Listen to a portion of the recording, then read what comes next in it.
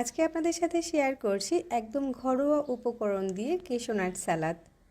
কেশোনাট সালাদ খেতে পছন্দ করে না এমন লোক হয়তো খুবই কম আছে। অনেক ইজিভাবে আজকে রেসিপিটা শেয়ার করেছি। So let's check out the video. First of all এখানে আমি একটা চিকেন ব্রেস্ট পিস নিয়েছি। মুরগির যে কোনো অংশের মাংস দিয়ে এই সালাদটা বানানো যাবে। সো মাংসটাকে দেখা সৌন্দর্যের জন্য আমি এরকম লম্বা লম্বা স্লাইস করে কেটে নিচ্ছি। চাইলে ছোট করেও কেটে নিতে পারেন। মাংসটা কাটা হয়ে গেলে এটাকে একটা বাটিতে নিয়ে নিচ্ছি। এবার এর সাথে দিচ্ছি 1 চামচ আদা বাটা, 1 চামচ রসুন বাটা, লবণ 1 চামচ, সয়া সস 1 চামচ, কালো গোলমরিচের গুঁড়া দিচ্ছি 1 চামচ আর লাল মরিচের গুঁড়া দিচ্ছি 1 চামচ। এবার এই সব কিছুকে একসাথে একটু মিশিয়ে নিচ্ছি। তারপর এখানে দিচ্ছি একটা ফেটিয়ে রাখা ডিমের অর্ধেকটা পরিমাণ, সাথে কর্নফ্লাওয়ার দিচ্ছি 1/4 কাপ পরিমাণ। এবার সব কিছু আবারও একটু ভালোভাবে মিশিয়ে নিতে হবে।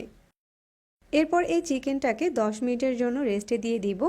এই ফাঁকে সালাদ বানানোর জন্য আমরা কিছু সবজি কেটে নিচ্ছি। প্রথমেই এখানে আমি হলুদ ক্যাপসিকাম কেটে নিচ্ছি। ক্যাপসিকামগুলোকেও লম্বা লম্বা করে কেটে নিব, এতে করে সালাদটা দেখতে সুন্দর লাগবে। এরপর আমি রেড ক্যাপসিকামটা কেটে নিচ্ছি। আমি এখানে 3 কালারের ক্যাপসিকাম ব্যবহার করেছি, তবে যে কোনো 1 কালারের ক্যাপসিকাম দিয়েও এই সালাদটা বানানো যাবে।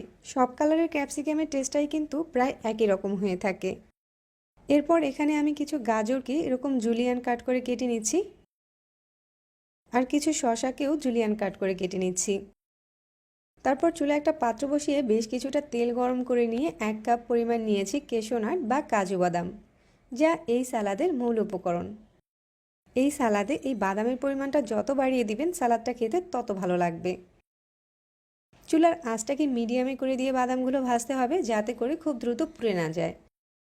বাদামগুলোতে যখন এরকম ভাজা কালার চলে আসবে তখনই এগুলোকে তেল ঝরিয়ে উঠিয়ে নিতে হবে, না হয় কিন্তু বাদামের টেস্টটা নষ্ট হয়ে যাবে। একই পাত্রে আরও কিছুটা তেল দিয়ে চিকেনগুলো ভাজার জন্য দিয়ে দিচ্ছি। চিকেনগুলো একসাথে না দিয়ে এভাবে ছড়িয়ে ছড়িয়ে দিবেন। একসাথে খুব বেশি পরিমাণ চিকেন দিয়ে দিলে চিকেন থেকে পানিটা বের হয়ে যাবে আর চিকেনগুলো ক্রিস্পি হবে না। চিকেনগুলোকে গোল্ডেন ব্রাউন কালার করে ভেজে নিয়েছি, এগুলোকে তেল ঝরিয়ে উঠিয়ে নিচ্ছি। তারপর চুলায় অন্য একটা পাত্র বসিয়ে 1 টেবিল চামচের মতো বাটার দিয়ে দিয়েছি। বাটার না থাকলে তেল দিয়েও রেসিপিটা করতে পারবেন। প্রথমেই গাজরগুলো দিয়ে দিচ্ছি। গাজরগুলো দেওয়ার পর 1 মিনিটের মতো ভেজে নিব। তারপর 1/4 কাপ পরিমাণ পেঁয়াজ দিয়ে দিচ্ছি। পেঁয়াজটাকেও গাজরের সাথে একটু সটে করে নিচ্ছি। এরপর এখানে দিয়ে দিচ্ছি ক্যাপসিকামগুলো। এর থেকে বেশিক্ষণ ভাজলে ক্যাপসিকাম থেকে পানি ছেড়ে দিবে আর এর ক্রাঞ্চিনেসটা নষ্ট হয়ে যাবে। ক্যাপসিকামগুলো ভাজা হয়ে গিয়েছে। এবার যে বাটিটাতে আমরা সালাদটা প্রিপেয়ার করে নিব সেই বাটিতে ক্যাপসিকামগুলো নিয়ে নিচ্ছি। ভেজে রাখা চিকেনগুলোও দিয়ে দিচ্ছি আর ভাজা বাদামগুলোকেও নিয়ে নিচ্ছি। স্লাইস করে কাটা শসাগুলোকেও এর সাথে নিয়ে নিচ্ছি। এরপর এর সাথে নিয়ে নিচ্ছি 1 চামচ সয়া সস, 1 চামচ কালো গোলমরিচের গুঁড়া, টমেটো কেচাপ নিচ্ছি 1/4 কাপ পরিমাণ, সুইট চিলি সস দিচ্ছি 2 টেবিল চামচ পরিমাণ। এবার এই সব কিছু একসাথে ভালোভাবে মিশিয়ে নিব। আর এই সালাদটা খেতে কতটা যে মজার সেটা নিশ্চয়ই বলে বোঝাতে হবে না। এবার এই টেস্টটাকে ব্যালেন্স করার জন্য লবণ দিয়ে দিচ্ছি 1 চামচ পরিমাণ। শেষবারের মতো আবারও সব কিছু একসাথে মিশিয়ে নিচ্ছি। এই তো এরই মাঝে তৈরি হয়ে গিয়েছে খুবই মজাদার কেশোনাট সালাদ। এখন এই সালাদটা এমনিতেও খাওয়া যাবে, আবার চাইলে ফ্রাইড রাইসের সাথেও খাওয়া যাবে। রেসিপি ভালো লাগলে চ্যানেল সাবস্ক্রাইব করবেন আর ফেসবুক পেজটা ফলো করে রাখবেন। সবাইকে আবারও ধন্যবাদ জানিয়ে বিদায় নিচ্ছি।